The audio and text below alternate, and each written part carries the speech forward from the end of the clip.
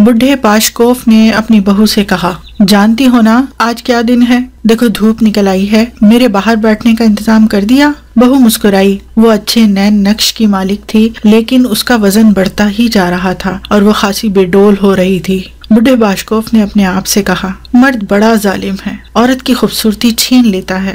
ہاں بابا، باہر کرسی بچھا دی ہے، کوئلے دہکا کر انگیٹھی گرم کر دی ہے، اور کیا چاہیے؟ بس تو پھر مجھے سہارا دے کر باہر لے چلو۔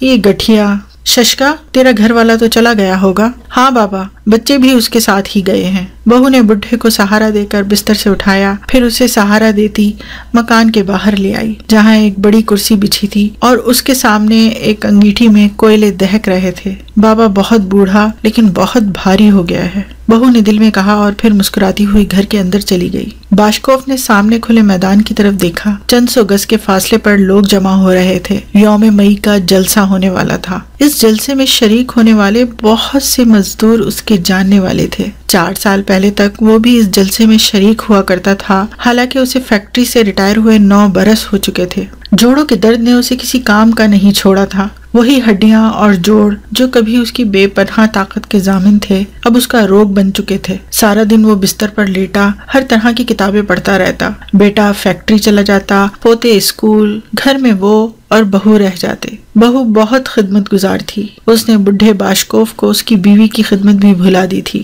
باشکوف کا باہر نکلنا ختم ہو چکا تھا۔ ہاں، ہر یوم مئی کا جلسہ سننے کے لیے وہ باہر آ کر بیٹھ جاتا۔ وہ جانتا تھا کہ یوں وہ اپنے ساتھیوں کی خوشیوں اور دکھوں میں شریک ہو جاتا ہے۔ پھر جلسے کے اختتام پر جلسہ کرنے والوں کو اس کی ضرورت بھی تو پڑ جاتی تھی۔ وہ مسکرانے لگا۔ اس نے ہاتھ کو حرکت دی، اپنے بوسیدہ اوور کوٹ کی جیب میں ہاتھ ڈالا، جیب کے اندر کوپک گننے لگا۔ 11 کوپک۔ اس نے گنتی ختم کی۔ ہاں، اس نے اپنے آپ سے کہا، اس سے زیادہ کی انہیں ضرورت نہیں پڑے گی۔ وہ مسکرانے لگا۔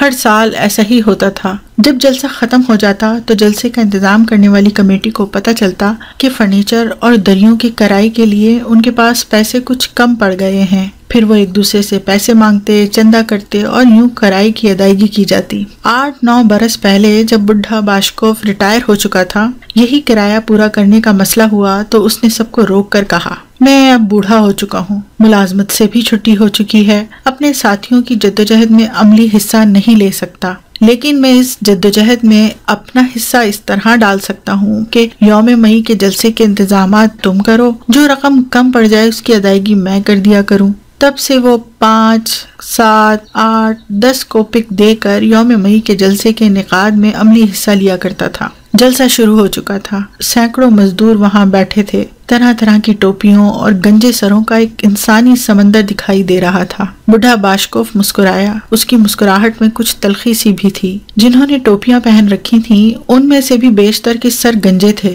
ہم مزدور اتنی جلدی گنجے کیوں ہو جاتے ہیں؟ اس نے دل میں سوچا۔ مزدور ترانہ گا رہے تھے۔ وہ توجہ سے سنتے ہوئے دل ہی دل میں ترانہ گنگنانے لگا۔ وہ جذباتی سا ہو رہا تھا۔ ترانے کے بعد ایک نوجوان مزدور تقریر کرنے لگا۔ بڑا جوش ہے بھائی اس کی باتوں میں، بڈھے نے دل میں کہا۔ کون ہے یہ نیا لیڈر؟ چلو، یہ فیکٹری بھی دنیا کی طرح ہی ہے، کوئی آتا ہے کوئی جاتا ہے، لیکن اس کی باتوں میں جوش ہی ہے۔ اس طرح تو مسئلے حل نہیں ہوتے۔ خیر، یہ جوانی کا جوش ہے، اس بھٹی سے تپ کر نکلے گا تو کندن بن جائے گا۔ معقولیت، سوچ کے وہ ہنسا تو اس کی سفید مونچھیں پھڑپھڑائیں۔ معقولیت کہاں ہے دنیا میں؟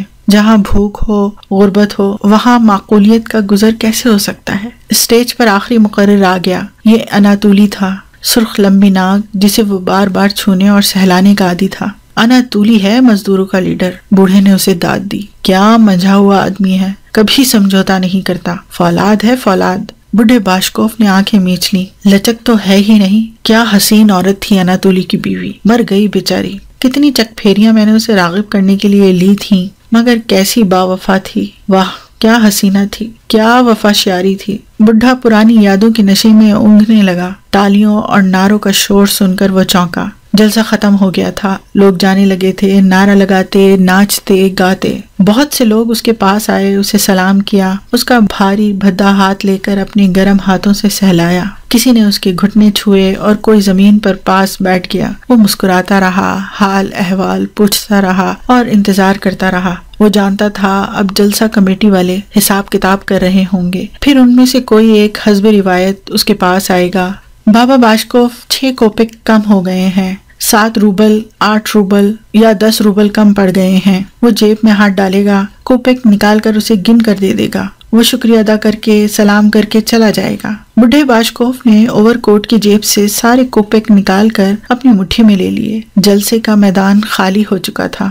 اپنی بوڑھی آنکھیں میچ کے ان چند لوگوں کو دیکھنے لگا جو اسٹیج کے سامنے سر جوڑے کھڑے تھے۔ وہ ان کی آواز سن نہیں سکتا تھا، اگر آواز اس تک پہنچ سکتی تو وہ سنتا کہ ایک کہہ رہا تھا، پیسے تو پورے ہیں مگر 2 کوپک بچ گئے ہیں، چلو اچھا ہوا۔ دوسرا مزدور بولا، ہر سال ہم بابا باشکوف کو تکلیف دیتے تھے، مجھے ان سے پیسے لینے میں بہت ندامت محسوس ہوتی تھی۔ بوڑھا ہے، بیمار ہے، ہم اس کی مدد کرنے کے بجائے الٹا اس سے پیسے لے لیتے ہیں۔